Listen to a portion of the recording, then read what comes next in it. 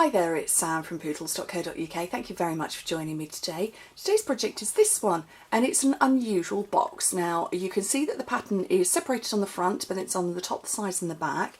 And that is because when you slide off the ribbon, it opens like that. So it houses lots of gorgeous goodies. The finished dimensions of it, 5 inches wide, 3 1/4 tall, 1 1/2 deep, which is 12 by 8 by 4 centimetres, and it's a great size box. And actually, I will tell you this, so although it opens up like that, and you can fit loads of stuff in it, you could seal up there to make it a permanent seal, and you could have it opening like that.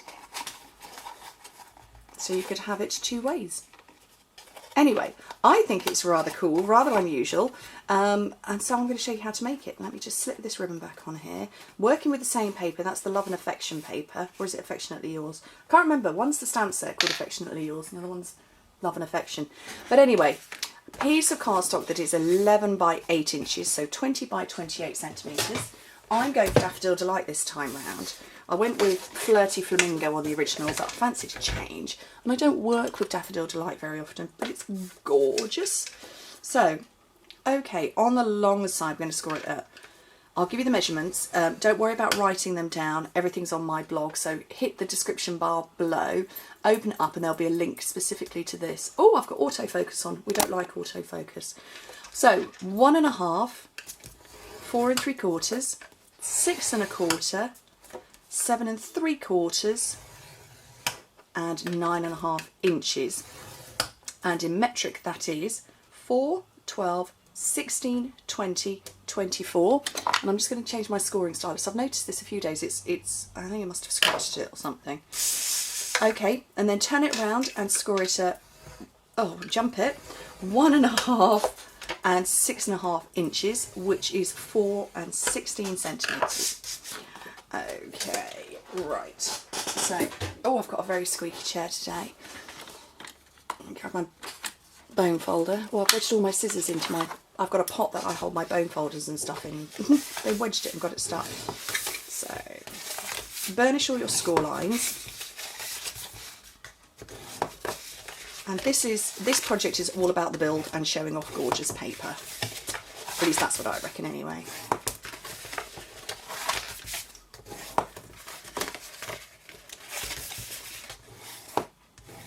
Okay, so this panel here, so we've got one large panel and lots of small ones. This is going to be the back of the box. That's this one here. So the whole box is going to fold up like that. That's how it's going to fold, and we've got a bend here. So this is the second score line. You need to fold it back just gently, so it's going to happily go in both directions. Let me slip this off and I can show you. Because that one there is this one here, so it's going to hinge backwards and forwards. Right, so where to cut? Now, big pair of scissors. We're going to cut up all of these lines here. So cut that one,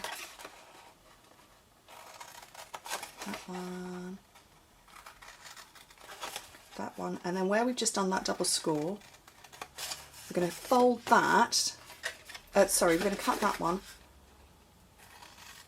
and that one. And actually we do need to get rid of a few bits, and I can't remember. Oh, it is that bit. I couldn't remember then for a second. We're going to get rid of both of those.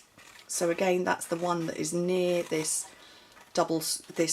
score line that I've bent backwards and forwards. So again, that is this part here, to where the double score line is.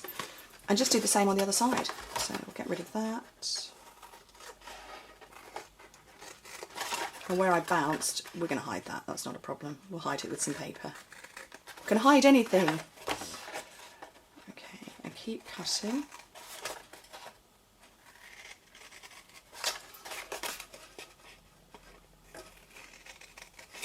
And this one as well. And so what you're left with is that shape. Okay, so these are all loose. And what I'm going to do is I'm going to put, normally I would say put the DSP on first.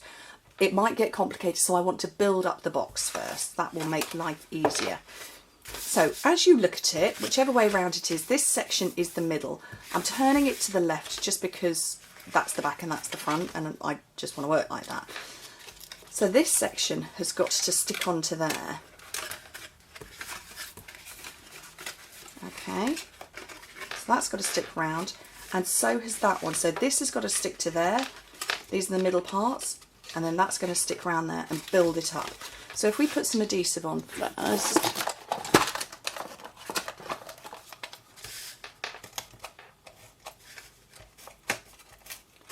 and then the same over here. Okay, so you can see where I'm putting my adhesive, and fold this one up, and you can see I'm building up the front. That's the front that has just sort of popped up. Okay, that's the front of the box, and then we're going to stick what is the back to it as well.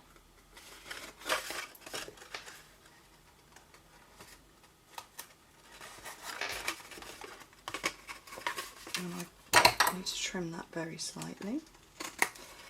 So that really is the box made, because that's how it opens. See? And so all I need to do now is just round off some corners to prettify it. So we'll round off these ones at the front, here and here. And then when you close it up, they fold in, and I did try out my original prototype and I took off those little wings there, but I found that stopped this top bit collapsing in, because when I took them away it sort of folded in too far. This one will come round, and then it will stay closed when you put the ribbon on. So let's get some paper going on. Right, I've got two pieces that measure, well, I've got lots of pieces, but I've got two bits that measure 4 3/4 by 1 1/4, which are these parts. One of them sits there and one of them sits there. Okay, and that in metric is 3.5 by 7.5.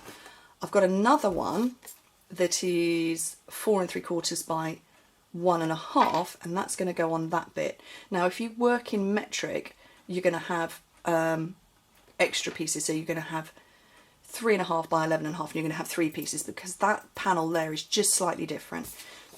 One for the back, 4 3/4 by 3, and then 2 for the sides, 1 1/4 by 3, like that. And again, 7.5 by 11.5, one of those, 3.5 by 11.5, 3 of them, 3.5 by 7.5, 2 of them. Okay, so let's get sticking. So I like the mixed up paper.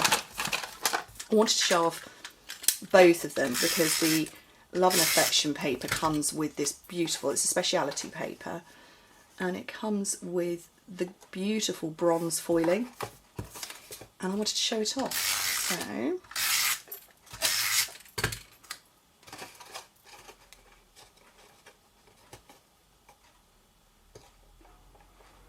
oh, my computer's just fired itself up.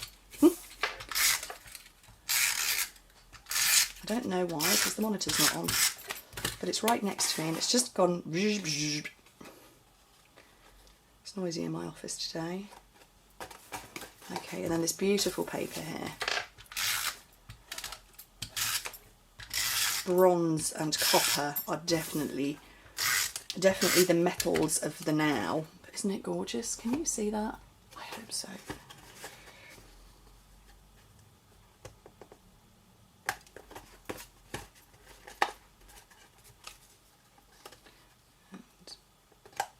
Last one on the front, just there.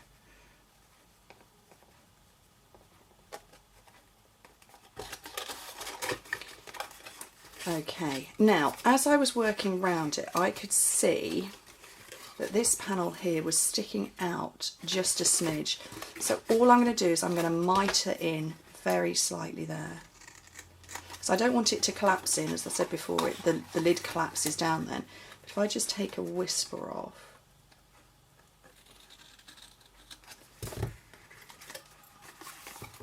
that should sit in a bit better. That's better, it's flush now. And then that will go round, fabulous. And then this time, the ribbon I've got is actually Delightful Dijon, and it's an in colour, but I figured that was the one that was closest to copper for me, which is what I wanted. We don't have a yellow ribbon actually, and we do have a copper ribbon because I'm going to use it in a minute, but it's the metallic thread rather than a ribbon, and I didn't want to come in with one of the other colours because it would just be too colour heavy, I reckon. Too many colours going on, so Delightful Dijon it is. And I figured it was sort of slightly metally kind of sort of colour. Okay, just finish off, we're going to have a couple of these little flowers. So the Blossom Bunch Punch, and this bit I'm cutting out of is the strip, because I work with International A4 cardstock. There was a little strip I had to cut off, and that was it, making use of it. But obviously you can use these parts as well, which you've cut away. Probably would have been easier to do that than try and fight with that tiny scrap, but what else could I use the scrap for? Okay.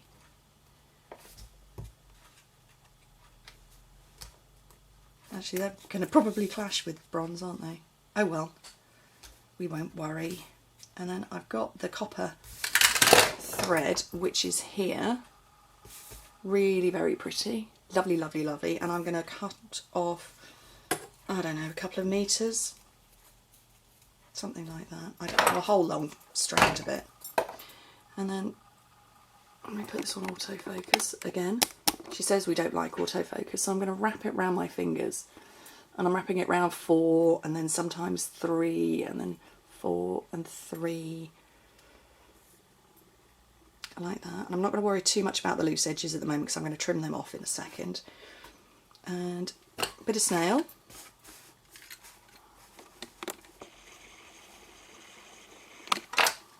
So a little bit of snail there. I'm going to stick down the bits that I had caught together in my fingers.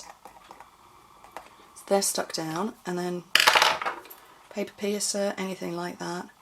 And if you push it and bend, you get a sort of figure of 8, which hopefully you can see. And then I can come in with my snips, trim off my loose edge. There's one, there's another, and then I'm going to cover up that adhesive with the flowers. I'm going to use mini glue dots like that. So I'm going to come into the middle first, so I can definitely get that all covered up. Oh, I've just fired that mini glue dot to my hand.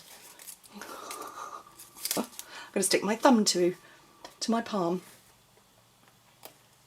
And yeah, just making sure that you get the glue covered up.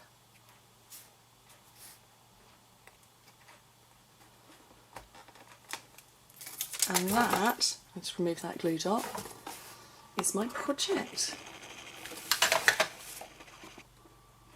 Too far. There we go. What do you think? So here it is, opening and closing again. Very sweet. I really rather like it, and I hope you do too. Thanks so much for joining me, and I hope to speak to you soon.